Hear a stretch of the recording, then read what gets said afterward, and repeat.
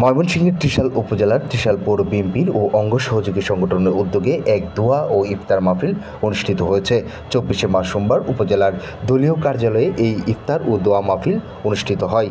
ত্রিশাল পৌর যুবদলের নেতা কামরুজ্জামান টিটুর সভাপতিত্বে ত্রিশাল পৌর যুবদলের নেতা রেদওয়ান হাসনাত রুবেলের সঞ্চালনায় উক্ত দোয়া ও ইফতার মাহফিলে প্রধান অতিথি হিসেবে উপস্থিত ছিলেন ত্রিশাল পৌর বিএনপির সংগ্রামী সভাপতি আলেক চাঁদ দেওয়ান। বিশেষ অতিথি হিসেবে উপস্থিত ছিলেন ত্রিশাল পৌর বিএনপির সাধারণ সম্পাদক মোশাররফ হোসেন মিলন।